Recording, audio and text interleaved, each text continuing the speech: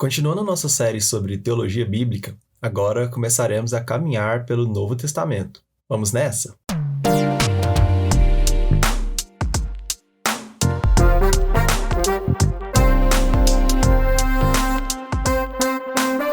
Esse é o Invisible Shots, uma série de podcasts do Invisible College com pequenas doses teológicas baseadas nas nossas principais aulas, a fim de te instigar e direcionar sobre algumas questões teológicas importantíssimas. Meu nome é Kaique Fernandes e hoje vamos continuar nosso papo sobre teologia bíblica, dessa vez falando um pouco sobre a natureza e as fontes da revelação no Novo Testamento. Nosso querido Gerhardus Voss, o Geraldão para os mais íntimos, aponta 3 maneiras pelas quais a estrutura da revelação do Novo Testamento pode ser determinada de dentro da própria Escritura. Aqui, o termo de dentro da própria Escritura é essencial, pois não ousamos impor sobre o processo divino e seu produto um esquema de qualquer fonte exterior.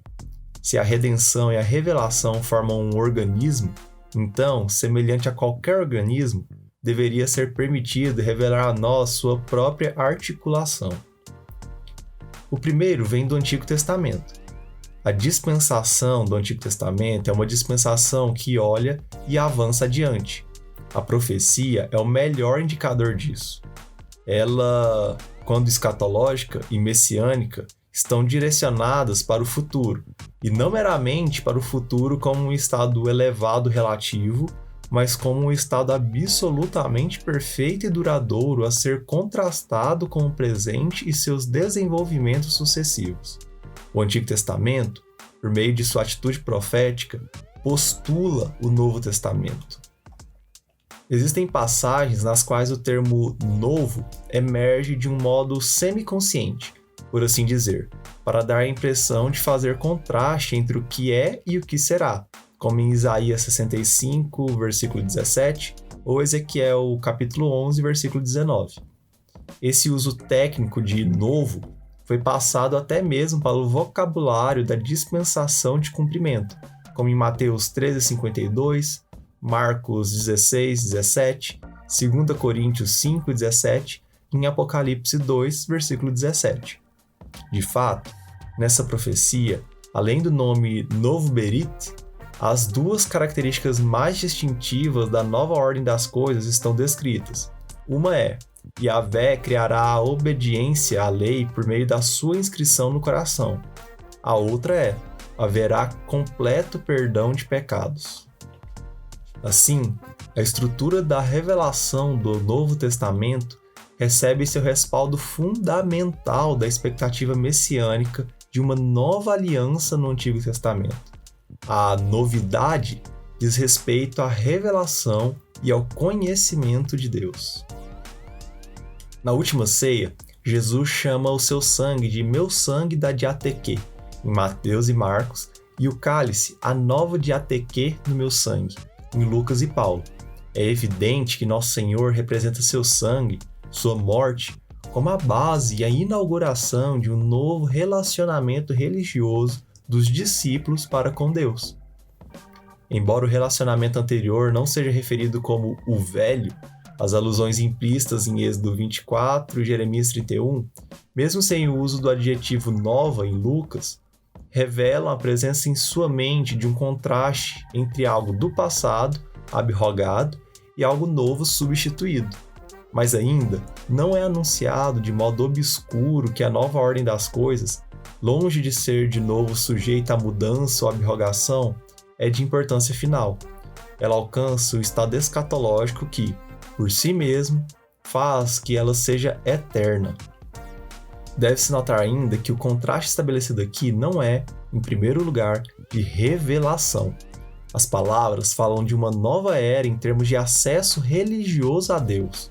Elas não falam de um novo período de auto-revelação divina, apesar de que, é claro, está pressuposto sobre a lei geral de que o progresso na religião segue o progresso na revelação. A nova aliança no sangue de Cristo não é sinônimo de uma nova revelação, em descontinuidade com o Antigo Testamento.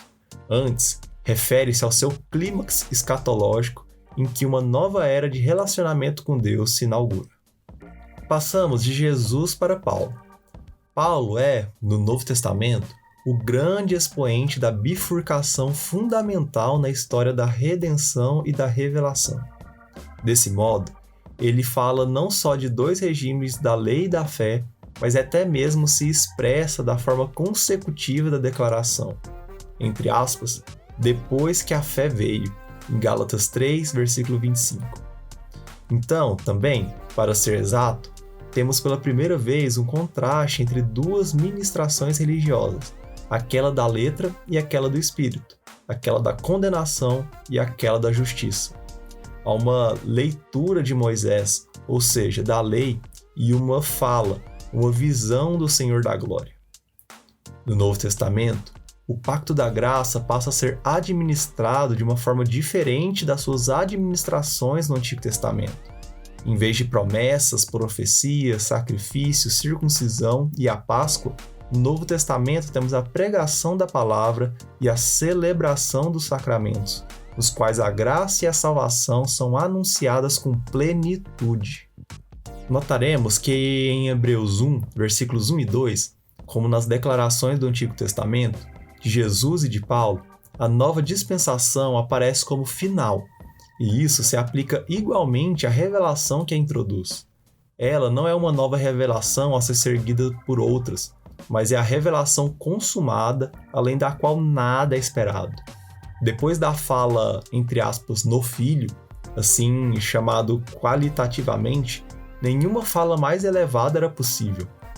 Paulo também fala de Deus ter enviado o Filho no pleroma dos tempos, em Gálatas 4, versículo 4. Consequentemente, não há em nenhum lugar qualquer traço de pontos de vista acumulativos. Profetas, Jesus, apóstolos. O Novo Testamento é um todo orgânico e completo em si mesmo. Para receber Jesus, de fato, ele deve ser recebido como centro de um movimento de revelação organizado em torno dele, sendo ele aquele que energiza todo o processo de revelação. Quando separado do que vem antes e do que vem depois, Jesus não somente se torna impossível de interpretar, mas, em virtude do caráter meteórico de sua aparição, pouco permanece para ele, sozinho, trazer o peso tremendo de uma visão sobrenatural de mundo.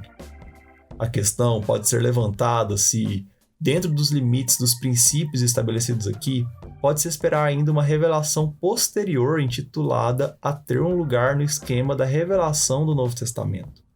A não ser que adotemos o ponto de vista místico, que separa o subjetivo do objetivo, a única resposta apropriada a essa questão é que uma nova revelação só pode ocorrer na eventualidade do acontecimento de novos eventos objetivos de caráter sobrenatural, que precisarão, para seu entendimento, de um novo corpo de interpretação provido por Deus. Para concluir, contra todas as heresias que procuram ampliar a revelação de Deus para além do escopo do Novo Testamento, devemos nos lembrar que já temos nas Escrituras toda a estrutura interpretativa para as últimas cenas do drama divino.